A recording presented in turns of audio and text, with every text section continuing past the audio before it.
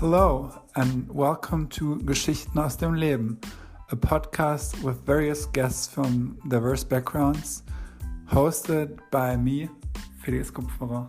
Enjoy!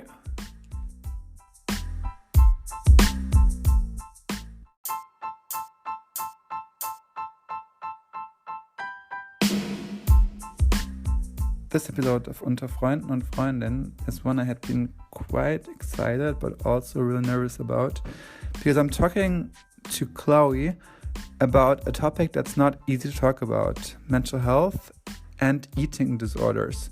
Both are issues that are highly stigmatized by society and not so openly addressed on social media or the media in general. Chloë is trying to change that step by step. She has experienced eating disorders herself, or had struggled with it in the past. So during the pandemic, she decided to open up about her own experience and help other people by telling her story. She's doing that up to this point, and she's going places, really. I'm always super impressed by her journey. It's great to have her on the show today. If you don't feel comfortable with topics around mental health or eating disorders, you might not want to listen to this episode, but if you're okay with it, Chloë is sharing really interesting insights, and I highly thank her for being on the podcast and you for listening once again. Hi Chloë, nice to see you again after so many years. How are you doing? I'm doing well, yes. Good to see you too. I think it's been, I don't know how many years, at least 5 more, I don't know. I guess that might be about it. I thought that today would be a good opportunity for us to see each other again. It's about time for a new podcast episode, and I wanted to have one with you for quite some time because I think you will have lots of interesting stories to share. I'm sitting in Cologne recording this. You're in Toronto, you just said, right? Yes, I'm in Toronto, Canada. What else? Can you tell us a bit about yourself? Who's Chloë Grande? What do you do? What are you all about? Yeah, I love that. Who is Chloë Grande? That is a great question. There's so many ways to answer this. I would say, first of all, I think I'm a creative person. And that's something I've been learning more and more about myself as I've gone through many different roles. I've always loved reading and writing. So my background professionally is in communications. And now I actually work as a mental health speaker, writer, and facilitator, talking about my eating disorder recovery. And outside of that, I love cats. I love yoga. Nice. Reading and writing, I can totally relate to that. Also, your background and mine are somewhat similar, I'd say. I mean, I didn't study the same thing as you did, but now I work in a field that you used to work in. I work in a PR agency. I think you did that at some point too, right? I did, yes. How did you get into the field? How did you decide that you wanted to use your passion for language and become a communications professional? And how did the first steps go for you? It was very non-linear. In high school, there was such a focus too on careers that were more science and technology and not so much in the arts. And I wasn't sure what to study at all. So journalism, communications, those weren't even on my radar. I just picked English literature to study as an undergrad because that's all I knew was out there. And then so once I did my undergrad there, I actually began working for the university newspaper. And I just fell in love immediately with storytelling and with journalism. And so I pursued a master's in journalism and communications. And what was interesting about the program was it was split between journalism and communications. And I virtually had no idea about the communications field at all. I remember feeling like, wow, I should have done this right from the start. But I also think, if I hadn't done English lit, done a bit of journalism, it wouldn't have led me to communications. It would have been a lot different. And so I love the opportunity to share other people's stories. Journalism was a bit too fast paced for me. Working at a PR agency also was, as you know, incredibly fast paced. And so I think I've been able to try out a lot of different communications roles, working in nonprofit, working in health communications. And ultimately, I've learned I love being my own boss, which has led me to where I am right now with my own business, where I'm still able to use that storytelling, but more so for my own personal stories. You being your own boss, what does that entail? What do you do exactly now? That's a question I ask myself. There's a lot to it. And I've also realized that even though I enjoy being my own boss, I'm not a good boss. I have very high expectations, and it's something I've struggled with, especially my first year of being self-employed, was overwork, was burnout. And so my dream had always been, whoa, well, I'm self-employed, I'll work less. And that wasn't the truth at all. Everything sort of blurred together and I wasn't able to switch my brain off.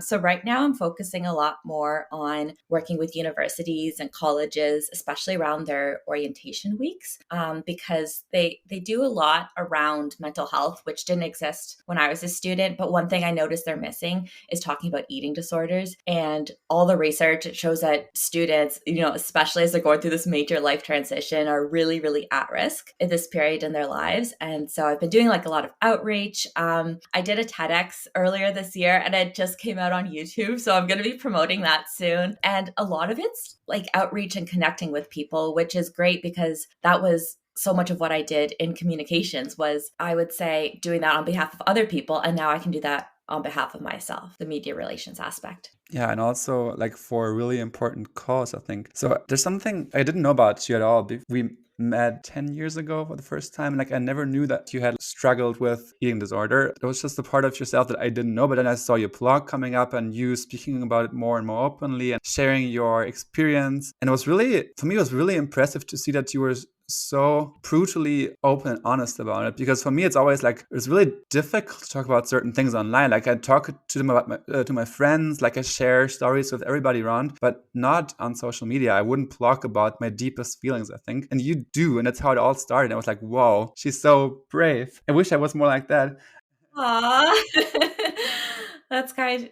And I also think it's really helpful for people who have the same experience, because I think it's hard to find like information out there from somebody who's experienced it themselves. And you being that person to share information in a very professional way, because you have the background for it, like you know how to communicate well, you know how to like tell stories. I think it's like a perfect match. But how did it all start? Like, how did you decide to do that? Like coming from a corporate job and like a stable income probably. And I know the first years in working life are difficult, but you did it all. Like you had a job, you had everything going well for you, I think. And then you like decided to do something totally different. How did that happen? Well, the first thing I would say is the pandemic played a huge impact on that, because what happened was during that time, I felt extremely, extremely isolated. I was living in a basement apartment.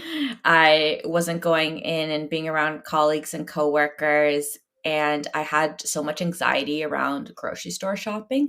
And this was a lot of the messaging too around the pandemic too, was don't leave your house unless you actually have to. And then so it really triggered a lot of fear around food, which had always sort of been existing in the background. And I would say for many years, I had been sort of a functional person with an eating disorder where it wasn't a huge part of my life. I was able to get through the day to day. And then when the pandemic hit, it just came roaring back as bad as it had been when I was a teenager. That was really, really challenging because I started seeking help virtually. And I found that recovery is like a 24/7 job. And I really had to start all over again because I was on my own. I didn't have my family there to sit down and watch me eat meals. It was like, nope, you're on your own this time. And so when I was working with this new therapist, she was talking about interests outside of, food and body things. And I'd mentioned writing. So we spoke about this opportunity to be a bit more open about what I was going through, especially because I recognized that a lot of other people were struggling with their mental illness. So I think if it hadn't been for the pandemic, there wouldn't have been this inciting incident that really pushed me. I essentially got to the point where I couldn't be quiet anymore. I felt, it's hard to describe, but I felt like I would explode or implode because this had been something that I'd been dealing with for so long. And the transition to doing my own business, it was fairly gradual and obviously involved a lot of thinking. But now that I've made the leap, I don't see myself going back. Even with the benefits of stability, I just find myself where I can be creative and doing something I feel really, really passionate about. That drives me like nothing else. So you'd say that even though it was a bit tricky in the beginning, you didn't know where it was going to lead, you're happy with what you're doing now, and you could still see yourself doing that for quite some time. Yes. And I feel like you're like always like expanding and trying new things anyway. Like the TED Talk was something so exciting. Like you going to universities and giving classes there, like introductory lectures, whatever, for the new students. You giving interviews, you doing this and that. And you're doing so many different things. And I feel like being self-employed also means that you have to like look for different projects and work on different things at the same time so you can have different sources of income, which I always assume must be difficult in the beginning because you don't know how to get started and like how to land these jobs. 100%. It's so tricky. And a lot of it, unfortunately, is unpaid. And so, what was really interesting, especially when I was starting last year, I would say the majority of the work within the first 6 months was unpaid or like a very small honorarium. So, even though I was doing interviews on CBC, which is a big Canadian broadcasting channel, people were saying, wow, like you're everywhere, you're doing so much. But then behind the scenes, I'm like, I'm making no money. I'm just relying on, savings or, yeah. So it's very interesting. And I think that also just goes to show social media is not like an indicator of what's happening in someone's life and success.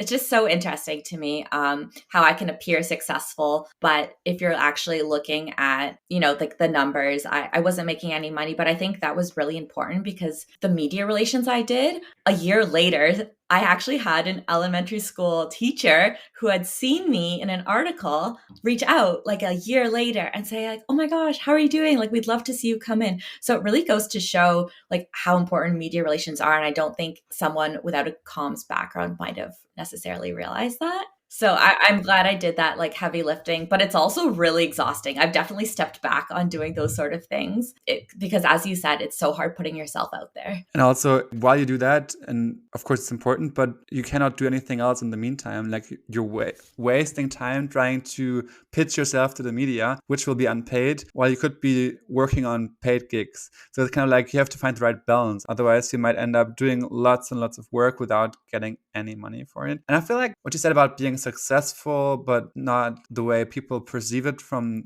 the outside is kind of like, what is success anyway? Like I always ask myself that same question. Like I always want to make more money and I always want to move on in my job and like get to the next level and get a promotion here and like some bonus there. But in the end, it doesn't really make you more successful necessarily. I still don't know how to like find my way of being successful. And I feel like you're a step ahead of me in that sense because you already found something that's very fulfilling to you and you're doing it and you put yourself out there. It's something that many, many people don't dare, I think. Everybody has their dreams like back in the last corner of the head thinking they might do it someday and they never do it. And you did that already and you're still so young. So you have like all your life ahead of you. So it's nice. Wow. No, that means a lot. And I'm still figuring it out. Definitely. I realized too that this kind of work is it's very emotionally taxing. And so I've had to reassess a lot of what I've been doing. And so like one of the things I'm starting to change is rather than only talking about eating disorders all the time, which it is a serious subject. It's, they have a high mortality rate, et cetera, and people are struggling right now, but journaling has somehow resonated so much with my audiences. And I've started doing journaling workshops. So it's indirectly tied to my eating disorder because I talk about body image and food challenges and that sort of thing, but it's not as emotionally taxing for me. And I think that's sort of the nature of perhaps finding success is being flexible and being open to change your mind. And also at some point, it might get a little boring for yourself to like always talking about the same things. And the more diverse your list of topics is, the more flexible you can be in terms of projects that excite you at that point. And then you might want to go back to the old topic at some later point again. For me, it's always like, I like new things. I like seeing progress and like exploring new topics. Same thing with moving. Like I moved cities so often. You said you did too. It's something about never wanting to like have that feeling of being stuck without a way out anymore, which means it's often like an escape mechanism, maybe, I don't know. But it's more exciting that way for me. And I feel like it might be for you as well. So journaling is one thing, then going to universities and elementary schools and talking about your experiences there. And then doing all these different things paints a big picture in the end. And I think it's always like somewhat linked to your experience anyway. Even if it's not just eating disorder anymore, at some point it might be like mental health in a broader sense. And I think that's something that many people don't talk about. So it's important that people like you step up and speak up about it. Well, it raises an interesting point because at first I wanted to stick more generally and be more of mental health in general.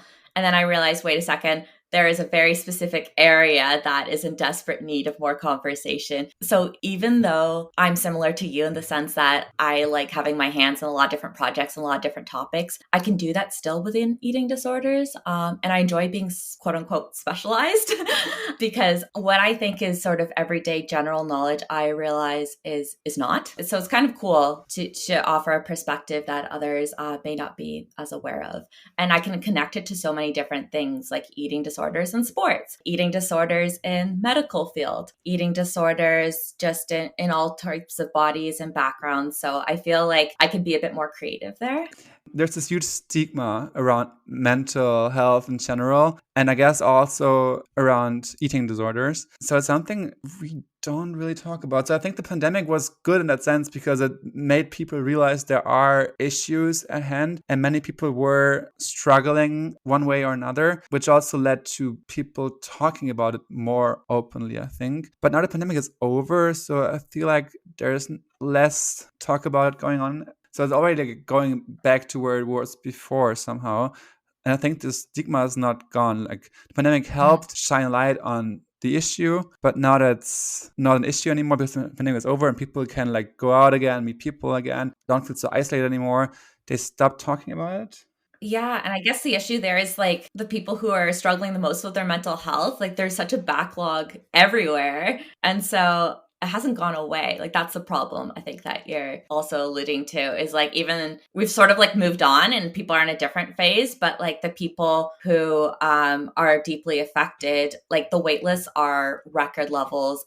Eating disorder cases like worldwide, it's the highest it's ever been, especially with younger people, which is really, really saddening. So what do you think we can do as a society to get rid of the stigma and like be more open about it and give people who are affected the opportunity they can talk about it without fearing they might be stigmatized? Well, it's easy to say storytelling and talking about your own experience helps. I think mental illness, especially eating disorders, you have to be very mindful about the way you talk about your experience. And that's something I really, really take into consideration because a lot of the times, at least when I was growing up, when I would see eating disorders in the media, it was pictures of like emaciated people who look like they're on the brink of death. And then the reality is that the majority of people with eating disorders, they're not even like clinically underweight. So that's not the reality for most people. And then there would be really descriptive examples of what they were doing, et cetera, et cetera. So I try to focus more on like the impact on my mental health rather than physical health to sort of break that down. But I think at the core of it is responsible storytelling. So I think if we can talk about eating disorders, and even I think the word eating disorder, I notice when I bring it up with people, it's like, like there's something about it. And even when I say it, yeah, it's very loaded. But it's so curious too, because obviously we all have bodies, like we all eat food. So realizing too that this is more of a common experience than we think. And it's also a spectrum. There's disordered eating, and then there's an eating disorder. And so realizing like all the different nuances is important. And that's why hearing from all sorts of people can be really helpful in breaking down that stigma. But I think it's going to take time. I'd love to be at the point where I can just be like, yep, I have a history of an eating disorder and no one bats an eye, but we're not there yet. You mentioned the media. How big you think their role is in that evolution? What do you think the media should do differently than it's currently doing in order to make the stigma go away at some point? There actually may not be an awareness. I also have a lot of empathy for journalists because I study journalism and I know that they're not experts in every single topic that they do. Obviously, the expectation is different if you're a health reporter or a mental health reporter, but there's actually been some guidelines that came out recently here in Canada, and they have them in other countries too, helping reporters when they're talking about mental illness and like, hey, maybe don't show a photo of someone who's really, really ill. Do this instead. Don't talk about numbers. Do this instead to help them report in a more responsible manner. But that was also part of the issue for me too. When I was doing all this media outreach, I would be so mindful about what I was saying. And then the article comes out and the stock photos are just like completely against everything I've been saying.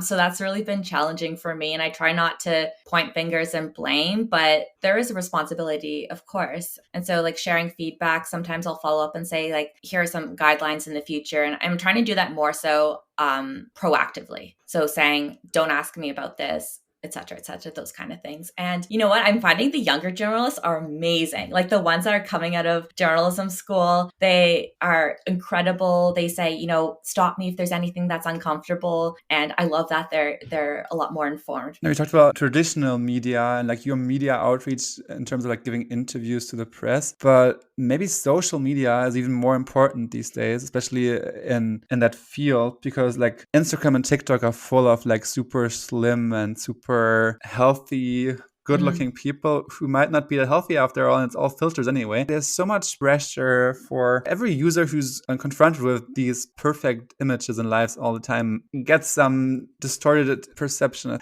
You always start like thinking if something's wrong with you and why do these people have these perfect lives and you don't. How do you use social media yourself? Like, and how does it affect you looking at all those images? Even when he says social media, I can feel my body tensing because it is such a challenging relationship. And also, my early careers, I was managing social media accounts and also working with a lot of influencers. And this was like before influencers on social media had any sort of regulations or standards. So you might recall this too, where I'll use the Kardashians as an example. Like they were promoting all these like slimming dieting products and not telling people that it was sponsored. So that's obviously changed now, but it made me really distrustful about social media.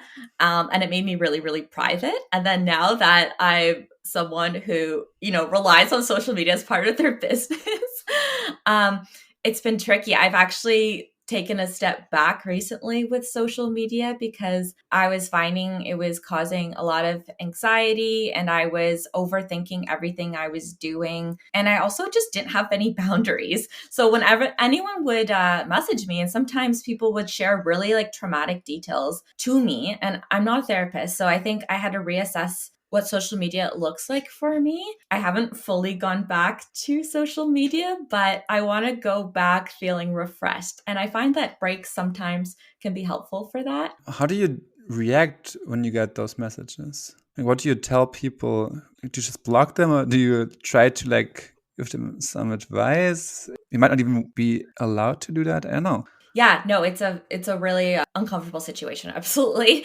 And I used to respond to everything, like every single thing. And now I have a disclaimer that says I don't respond to essentially like what's called trauma dumping. And I've talked with friends who do sort of similar lines of work, and there's a bit of guilt because I feel like, oh my gosh, no, they need my help. And I'm not the person to help them. And I share like resources about like emergencies and reaching out. So while I do feel like some empathy for them, I'm just like not the right person, and responding to them would be harmful to both of us, I think. It's just that there's other people out there on social media who don't treat those issues as responsibly as you do. I think there's like all those experts and gurus who give advice about pretty much everything on TikTok, especially, I think. Yeah, whenever I have imposter syndrome, I'm like, I need more qualifications. I'm not qualified. I remember that there's someone that has no qualifications talking about like nutrition and calling themselves an expert. And then I'm like, okay, no, that's not necessarily what makes someone an expert. And also our lived experience gives us expertise. I remember you sharing some some advice on how to report accounts who don't follow the rules and who share harmful content. But what else can we do to like create a more social media? Obviously, systemically, there's issues too at the higher level where these platforms are essentially exploiting things like eating disorders and body image, and knowing that there are younger viewers. They're actually like people who have like filed lawsuits against Facebook saying that they did not do anything to prevent these really damaging content from being shared. But I think more at the personal level, that's where I feel it's a bit more actionable to implement. Is I am really, really mindful about who I follow. So currently, like, I don't think I follow any celebrities. And that's just, there's just a really big disconnect for me. Like, there's nothing I can relate to. I'll follow them on Twitter. I think it's different. But for me personally, I know that like seeing images of this like curated lifestyle is just not something that is particularly helpful for me. And I'm also a really big fan of the mute button. If it's someone who I'm close with, but maybe some of their content isn't resonating, I'll just mute them. I use timers too. So I have like a thing that pops up and it's like, oh, 15 minutes has passed. And of course, I can obviously ignore and keep going and keep scrolling, but it just helps me check in a bit more with myself. It's tricky though. It's really tricky because I want to see what my friends are up to. And at the same time, I get sort of an icky feeling when I'm on social media because it's really hard. You can't avoid the ads. There's so much that's out of your control. You're always comparing yourself to all the other people on there, and you always lose in the end, I think, because there's always going to be someone who's like brighter or more successful. But then again, like, what's success anyway? But also, like, whatever you look at, it's always like better than what you have right now. Like, even when you're traveling, you see other people's travel stories and they're like even more impressive. And like, I don't know, you're at a restaurant having the nicest time with your friends, and then you check Instagram and like, oh, they're having even more delicious dinner. I don't know. Yeah, it's never ending. Absolutely. The one thing, okay, I challenge people to try doing this is I actually got envious of myself. So what I did was I was like, okay, I'm going to scroll back and look at what my feed, especially pre-pandemic, because I think for me, at least, I saw the pandemic. It was really, really life-changing for me. So I look at my pre-pandemic life. I'm like, wow, I was having so much fun. I was going to these festivals, da, da, da. And then I'm like, wait a second. Like, if I look at my journal entry from that time, I'm a mess. But then on social media, I actually feel envy for myself, which is, yeah, that's a lot to unpack. I wonder if other people feel that same way. If you ever look back and remember things differently. When you're really down, you wouldn't post anything on social media at that time, maybe. But if it's like still okay, you're not feeling the creators, but you feel like there's some pressure from society that always expects you to post, and you might just keep going. I don't know. I look at my stories on archive sometimes, and like I always feel like, yeah, there are nice memories, but of course there's also like not so nice memories, but you wouldn't post them, you wouldn't share them. So yeah, that's social media. Yeah, maybe that's also a way that we can challenge that.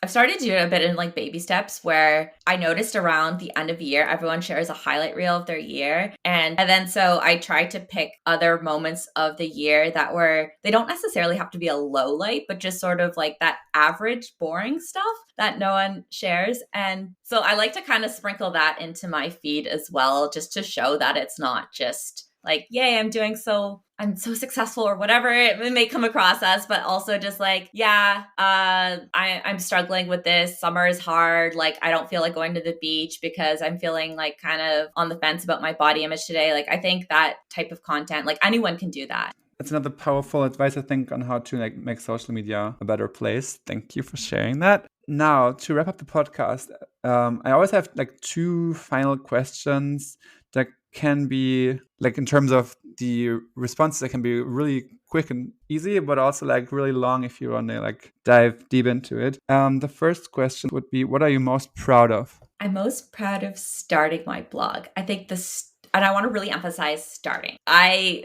thought about starting a blog probably since I was, I don't know, when was blogging really, really popular? like 2012, 13, all the mommy bloggers. Yeah. So I had notebooks where I was like, I'm going to start a blog, but I didn't know what to blog about. And then I would get really bogged down by, the details. And there's so much behind the scenes, I'm sure, as you can like appreciate about starting a blog. It's not just banging something out, especially if you have like a writing communications background. You want to be a bit more intentional about how you're coming across online. So just like hitting publish, I don't think I've ever been so scared in my life. I was so scared. I remember sweating.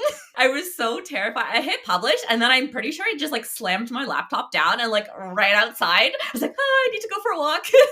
So sometimes, even right now, the blog has taken a bit of a backseat. And I have to remember, like, that's where I started. And like that part of the story is still resonating. Like people are still going and reading that. Even you saying that you remembered a blog post that I wrote about how to report things on social media. It's like, wait a second, maybe I should do more of that. So it does bring me pride. So, and it's amazing too that it inspires other people. So I think just like checking off a childhood dream is always something to be proud of, no matter what size the dream is. What's one big dream that you still have? Like what's something you really want to do in your life still? I really want to publish a book, and it's sort of happening. I did a fellowship with Yale University and with a mental health hospital here in Toronto. And so for my final project, it was to create a book proposal.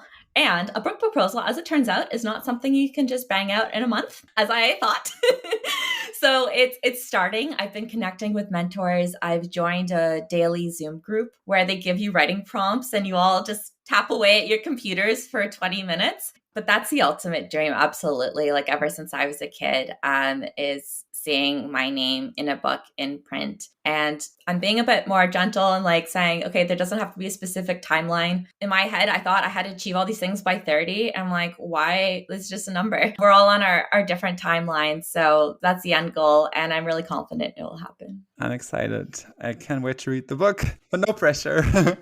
No pressure. You'll get a pre-advanced copy and like, Felix, be brutally honest, because I really admire that about you. You really speak what's on your mind. And yeah, it's such a great trait to have. I think that's something very German. I think like we're always very direct. I mean, sometimes too direct, but yeah, can be a good thing or a bad thing. But I'll be nice, but nice, but honest, but nice. Hopefully.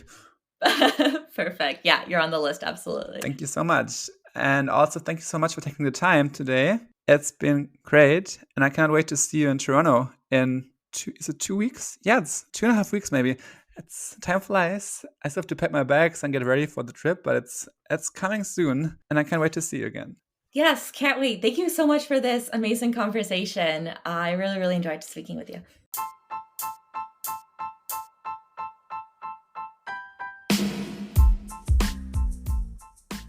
That's it for today, guys. Thank you so much for listening to this podcast and this episode today. If you liked it, please feel free to spread the word, share it with your friends, and also listen to the other episodes.